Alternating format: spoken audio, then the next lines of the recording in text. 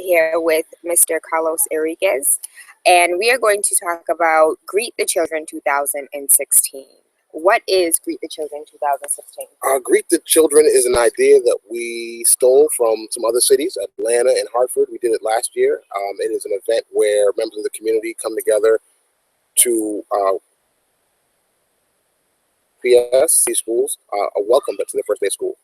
So it's a grassroots effort of just people from all different segments, different professional lanes, different educators, community leaders coming together to really just to encourage kids to enjoy school, tell them that we care, and have a good welcome back to the first day of school. So correct me if I'm wrong, but you also spearheaded the Burke, we love you, we're thinking about you. It was the Stand Vigilant. Yeah, it was in response to Raekwon Brown, who was killed outside of the Burke, and we wanted to make sure that often, a lot of times, violence happens in our neighborhoods, around our schools, and I think that young people feel like they're alone in it, and it impacts us as adults as well, and we need to make sure that we're bridging that gap and showing them that we care. So we were able to show that love there at the school, talk to some students, support their fundraisers for their fallen classmate, and really just pay our respects to them. Absolutely. So, Greet the Children 2015. Talk about that a little bit. So that was amazing. The excitement around it for me is so cost anything to put this together. It really is online. It goes viral. People are sharing it. It's a feel-good event. Share it. Feel good. Exactly. It's not for a photo op. It's really just for a feel-good moment for the kids and a feel-good moment for the adults. I actually think the adults enjoy it more than the young people did. You could feel the energy there as people were able to interact, and you saw parents, grown men were almost shedding tears as they dropped their kids off, and they stuck around, they took pictures. So it was really just kind of bringing community together in a way that we don't often meet. We often, either just see school as a place where we leave our kids and don't have any other interactions with them. So that was the first part of it. This year, we're looking to grow it a little bit.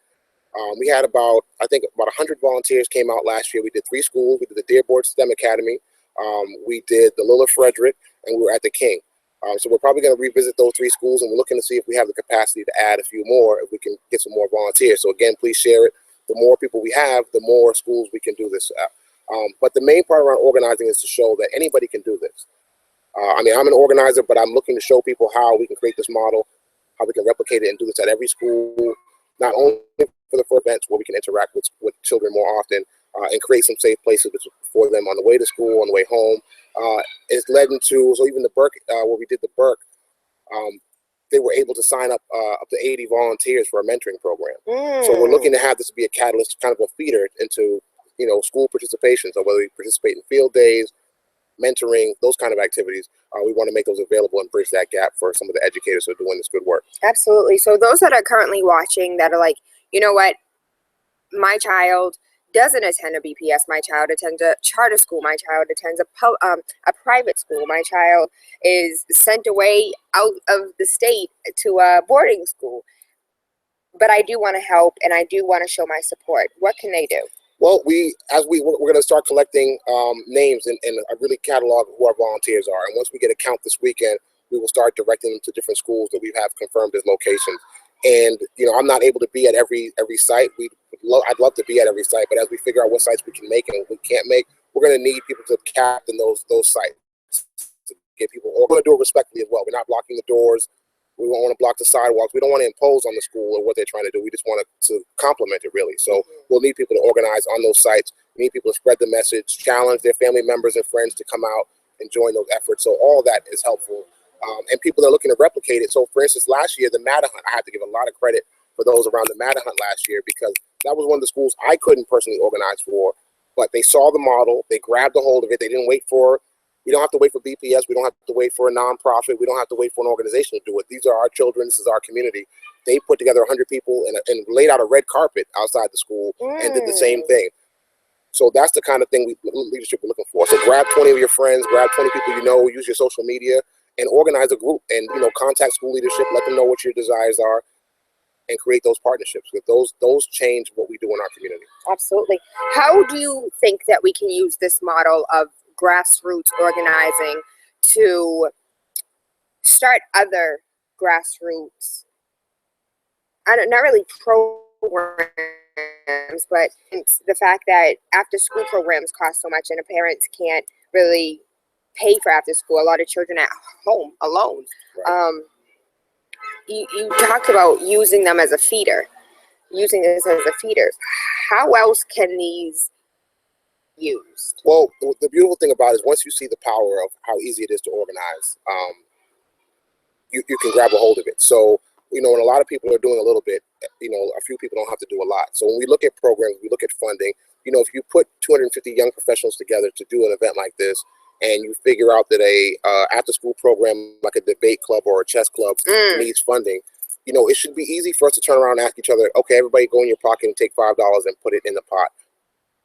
Or to create these summer jobs, and that's the kind of organizing that we need more of, so that we're being self-sustainable in our community. So that's kind of why I wanted to kind of model this, so people can see that they can post and pivot and take this into other arenas. They can impact policy in the neighborhood. You can get street lights and things fixed in your neighborhood if you organize your neighbors and you have 20 or 8 phone calls on a certain day, or go to a civic association meeting. Those kind of uses are the same, and they're all based on organizing. The fist is more powerful than the finger. So once you start to form that fist, you can make those kind of impacts. Well, since we're talking about organizing and changing street lights, there's this one light, Roxbury Crossing, that gets on my last nerves because a street light or the red, green, and yellow. Because there's only one arrow. So if you're coming from JP, I'm not from JP. If you're coming from the backside, the southwest corridor, crossing over, you have an arrow. But if you're coming from Roxbury, you don't have an arrow taking a left onto Tremont. So, and that's a tough one because there's not many neighbors there, right? That's kind of a no man's land between RCC and the southwest corridor. But you could reach out to the 311 or reach out to the city or your city councilor. You know how many times I called 311 about that damn light? Well, put your city councilor to work, because the city councilor can then make a phone call to the transportation department. I'm out to that link and watch it and see if it works for the traffic flow. They pay a lot of money for traffic engineers to look to see if the light changes at the right speed. Is it moving traffic?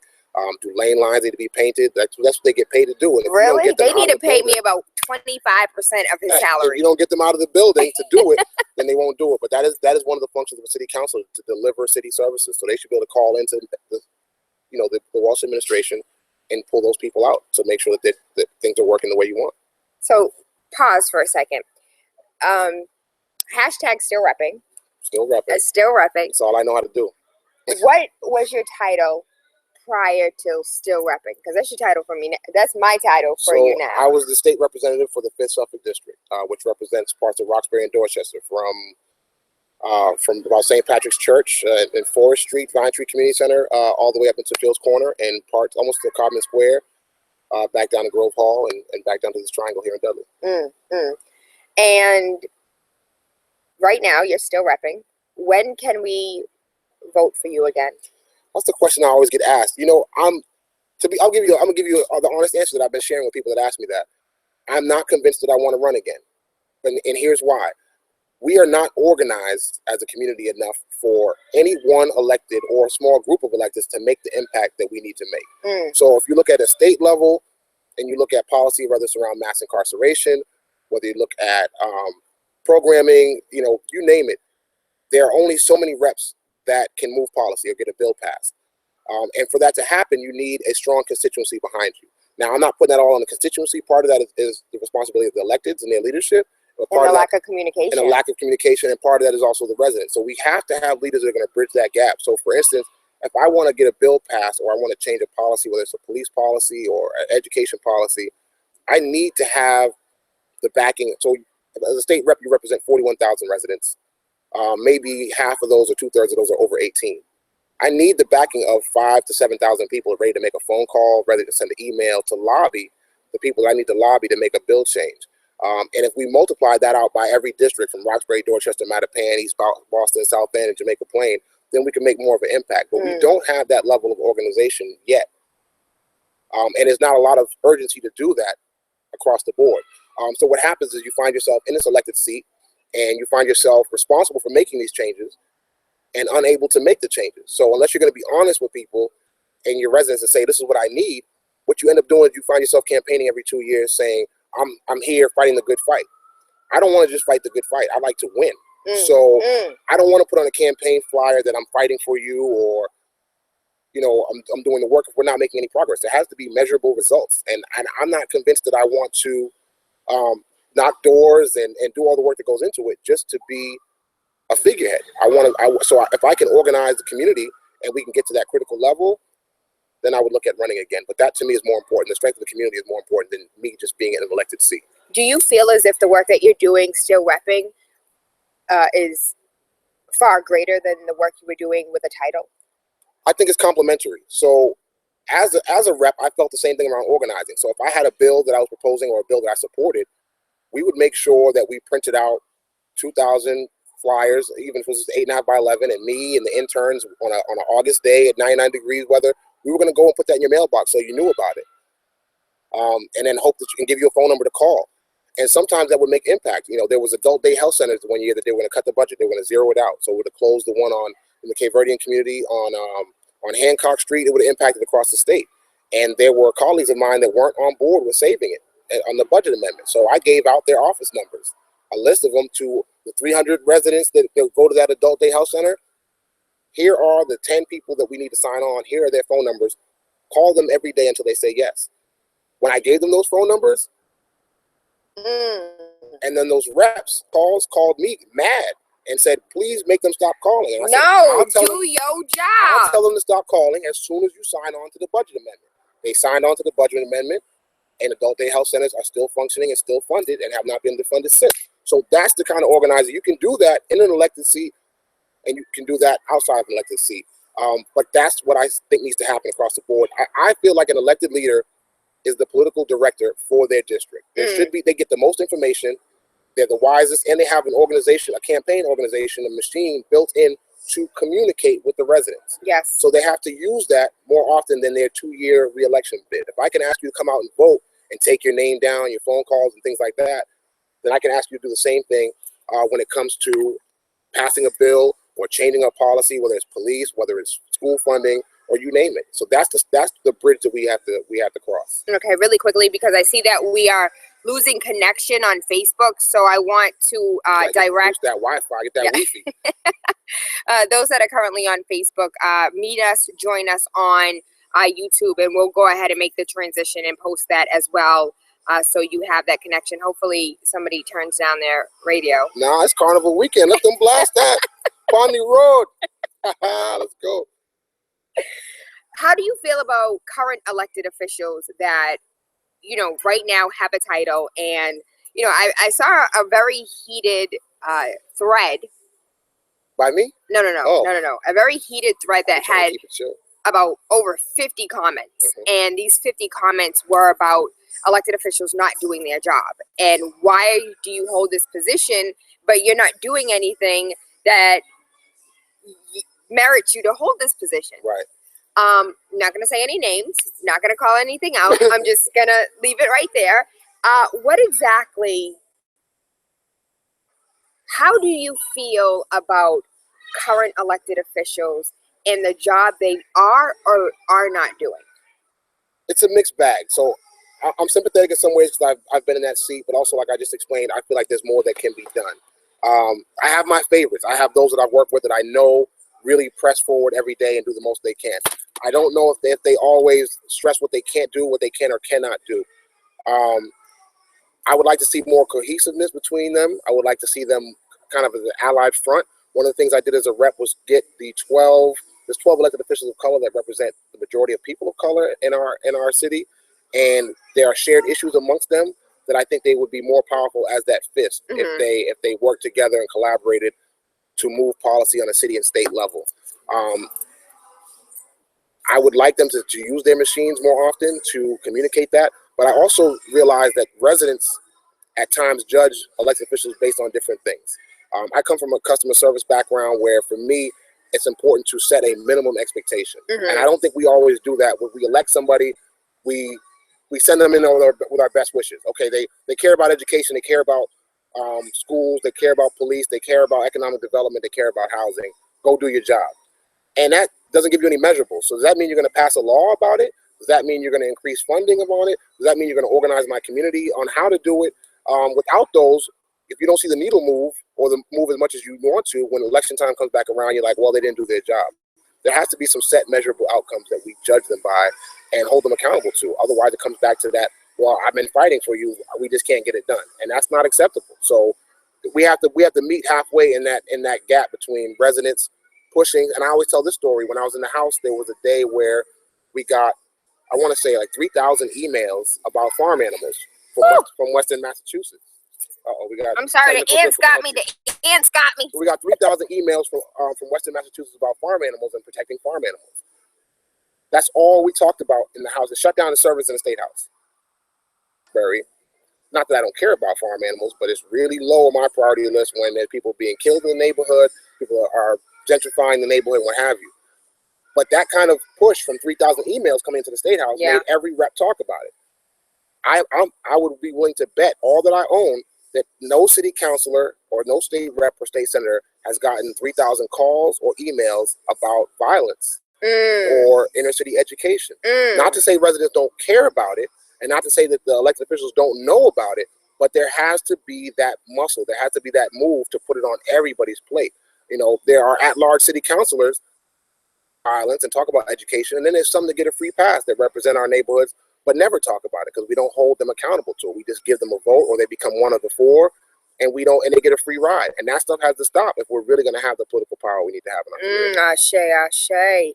Ashe. So when it comes to activists, being an activist, when it comes to political power, when it comes to we the people actually standing up and fighting for the things that we believe in, one of the things that I notice is it's the same faces in the same spaces all the time. How can we, those that are always in this space or those that are always active, reach out and bring in others? Well, I mean, that part goes back to organizing. You can always challenge those around you, but it's a hard challenge. So you're not always going to get the people that need the help the most to be able to make that time to come to a meeting. You know, the person that's trying to hold on to their mortgage and work 2 jobs come to a 6 o'clock meeting about gentrification. And those of us that can then have to become reps. They have to become city councilors in their own neighborhood. They have to see their block as their constituents. They have to organize their block and say, you know what, I'm going to the meeting, and when I come back, I'm going to have everybody over in my backyard on Saturday morning. I'm going to tell you what was said, and I want you to tell me what message you want to take back. We have to start acting like delegates for our neighbors. Or I just show up, make sure it's being recorded, and you guys can watch it. And then disseminate that way, right? We have to share that information. That is the key, so everybody can have a voice and interact and build that bridge. The other piece to it, I think we're too polite. I'm not saying people should be rude. Sometimes we miss the message because we're worried about offending somebody. But I'd much rather offend somebody and get justice, right, and suffer injustices. And I think we have to get past that. Boston's a very small city, and we get into personalities quickly, and people clash. But that's natural. Yeah. When you're fighting injustice, or when you're fighting against certain things that are hurting you, there should be a clash. There should be some uncomfortable energy. Everybody's happy when there's a battle to be fought. It doesn't mean after the battle is fought, we can't shake hands and then work after that, but that's the way it goes. You can if you want to. The children are home. How do we engage our young people?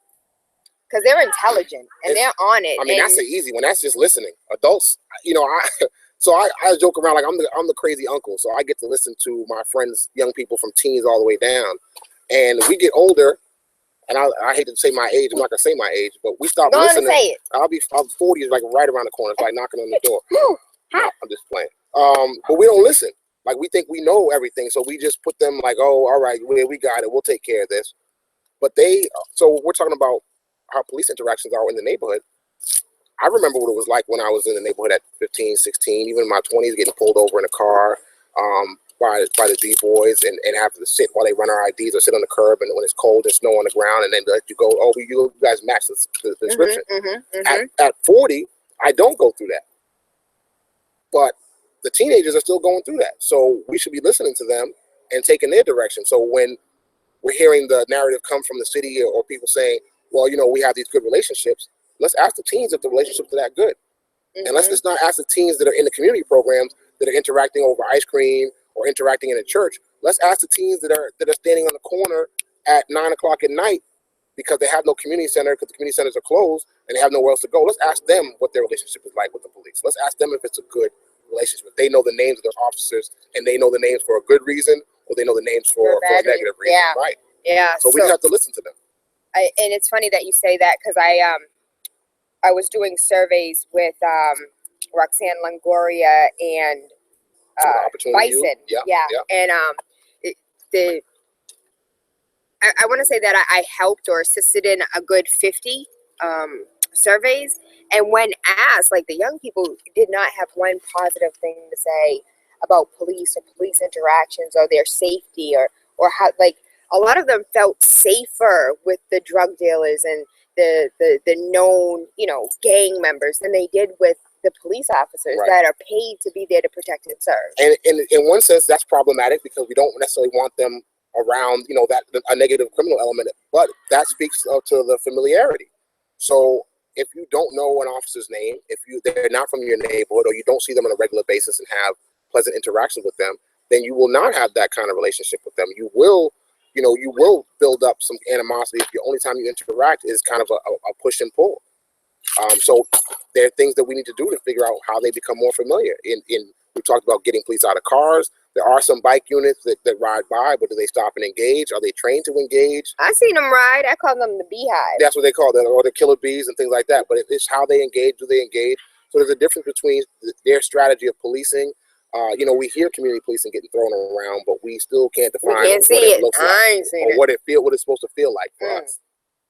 Fine. Go ahead. You want to add something? Jump in. Come back over here so we can see your face, Mr. Nari Crony, the very opinionated. Me. You on live TV? You gotta take that straw out. You gotta get it. Me and Asaria and I. Come on, use English. Asaria and I were going to soccer practice, and we got there early, and there were a whole bunch of policemen on bikes. So then they were playing around with us and then making fun of each other because one tried to do a wheelie and fell. Now, how was the interaction with that? Was that fun? Was it fun? And did you get to know them? Yeah. So do you remember their names? It was funny.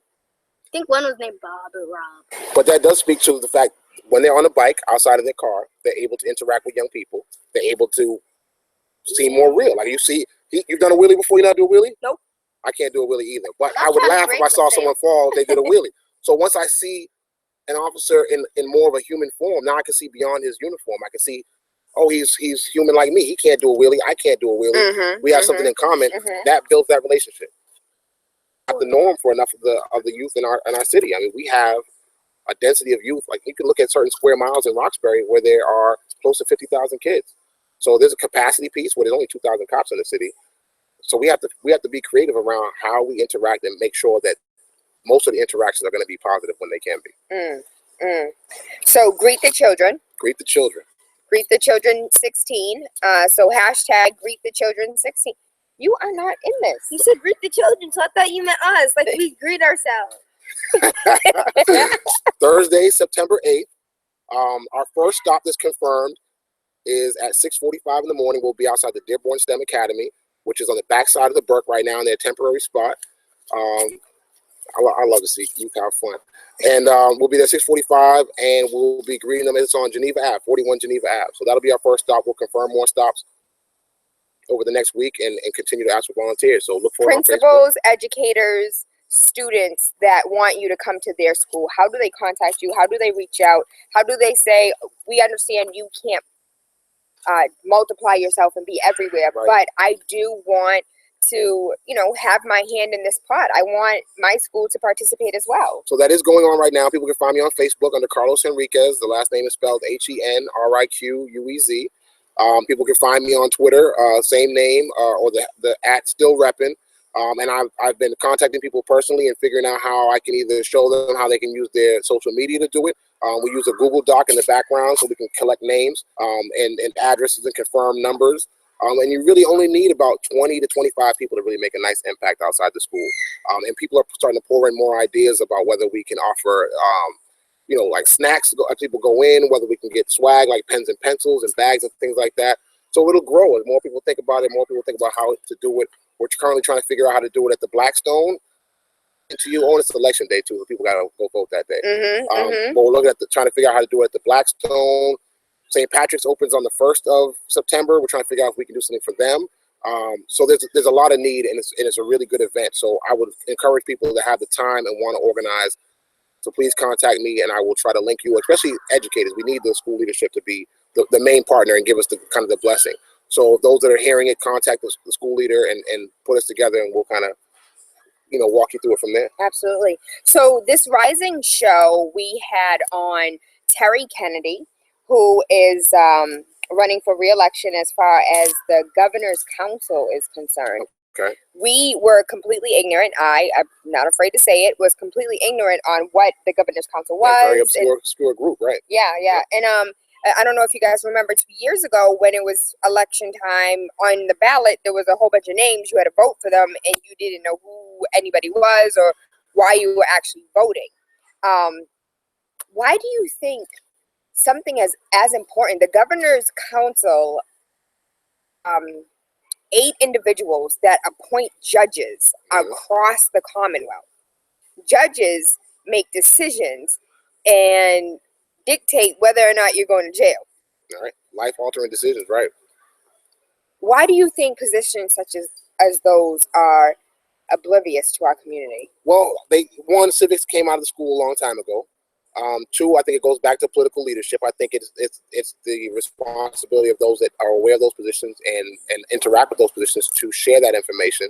I think we need organizations like Rocks Vote and Mass Vote to continue their work and grow their work, as well as some of the nonprofits like the NAACP and the Urban League to help push that civic engagement message, because it does really impact the policymakers and those that decide, that have an impact on the day-to-day lives of people in our community.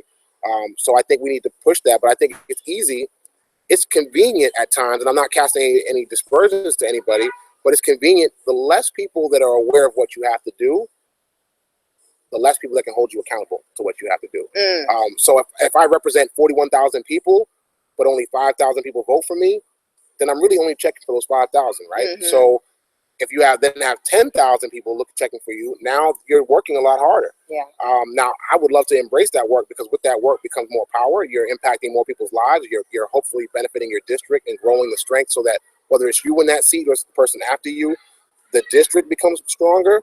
But that's not everybody's intention. I mean, I think most people run for office. Most people run for office with good intentions.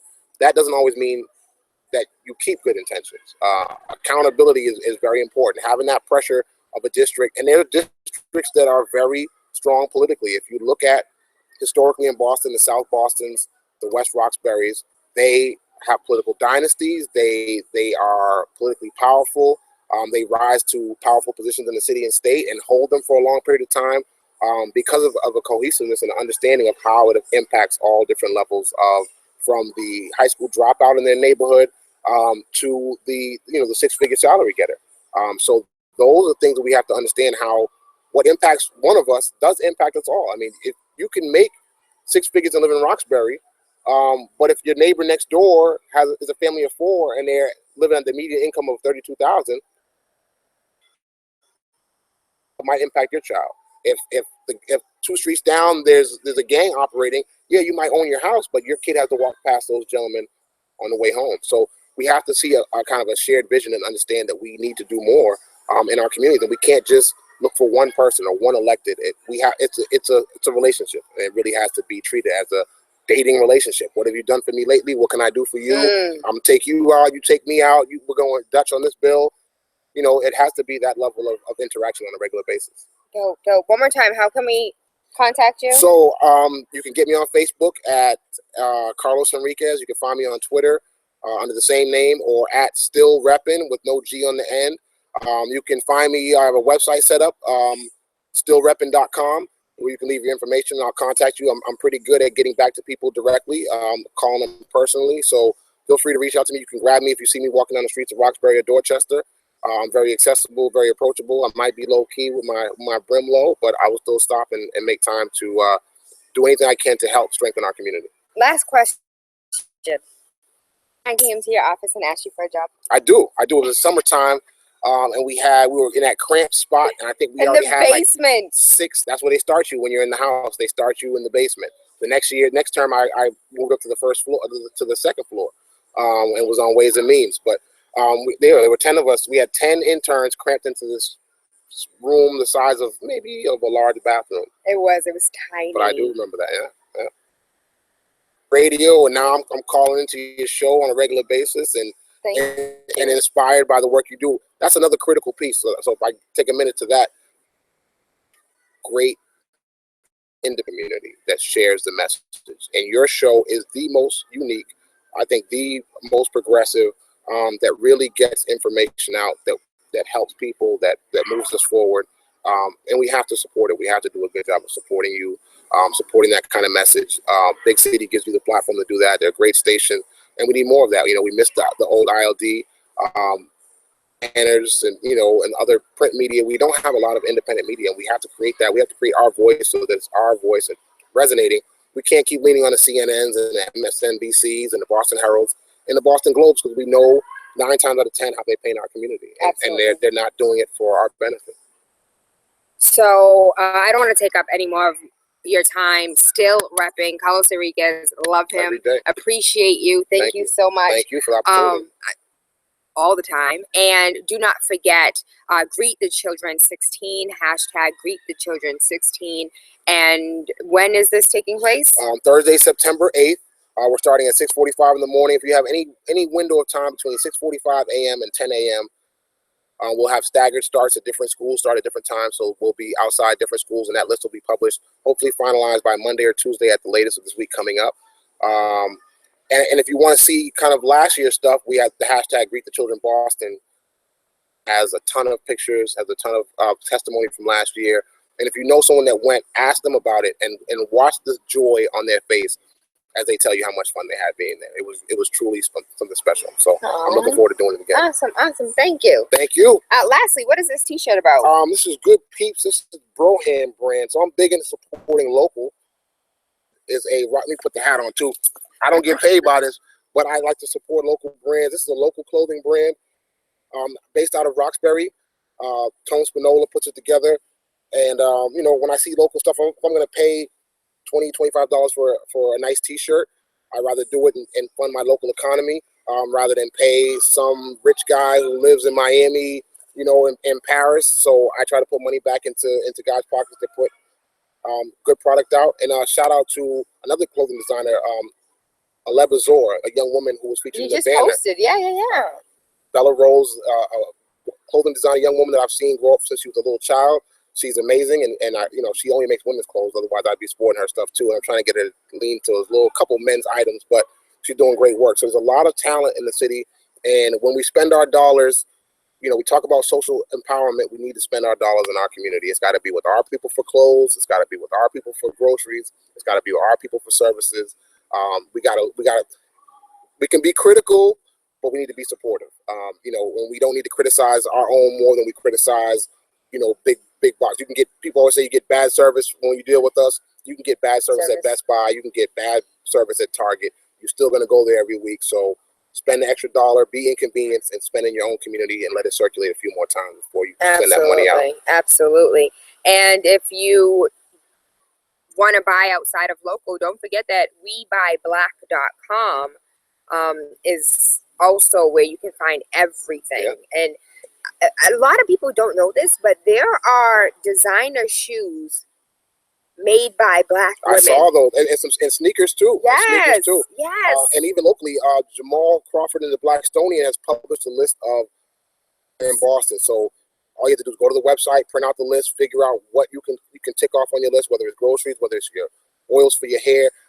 Let me put this plug out. I would love to see, you know, it can be anybody, but I think women should own it. Women of color own, Black women owning nail shops and hair salons. The billions of dollars that leave our community around that, I think the sisters in our neighborhood have the style, have the class, have the business acumen to run it, to capture those dollars, to become wealthy, and to keep that money right here in the neighborhood. And I would love to see more of it. I would love to see 10 sisters get together, 20 sisters get together, pool their money, and own it and operate it, and branch out from there. I'm putting that challenge out there to the sisters because I know y'all rise to the challenge all the time. All the time. All the time. Again, still repping. Love you. Appreciate you. Thank you so much. Thank you. Thank you guys. Good morning, good afternoon, good evening, or good night. I am TaylaAndre, and I hope you have an amazing day. Peace.